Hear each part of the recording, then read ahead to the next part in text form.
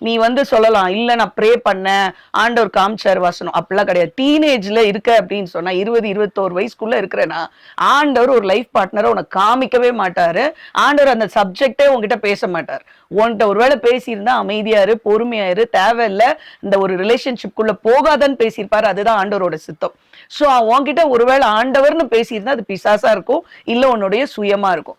So கண்டிப்பா ஆண்டவர் 21 வயசுக்கு முன்னால உன்னை ரஷ் பண்ணி படிக்கிறத விட்டுட்டு போய் ஒரு பையனை லவ் பண்ணு, இல்ல ஒரு பொண்ணை பிக்கப் பண்ணிக்கோ அப்படின்னு சொல்லுகிற ஆண்டவர் கிடையாது. அவர் எல்லாத்தையும் அந்தந்த அதினதின் காலத்துல ரொம்ப அழகா நேர்த்தியா செய்கிற ஆண்டவர். நம்ம ஒரு சீசன் வச்சிருக்காரு. இப்ப நீ வந்து உன்னை உருவாக்குற ஒரு ஸ்டேஜ், உன்னை புரிந்து கொள்ற ஸ்டேஜ், உன்னோட ட்ரீம்ஸை பர்சியூ பண்ணணும், ஆண்டவர் உன் மேல வச்சிருக்க திட்டங்களுக்குள்ள வரணும், உனக்குள்ள இருக்கிற ஸ்பிரிச்சுவல் கிஃப்ட்ஸ் எல்லாம் எடுத்துட்டு வரணும், ஆண்டுக்காக நல்ல ஊழியம் செய்ய, நீ நல்ல ஒரு சண்டே ஸ்கூல் டீச்சரா போ.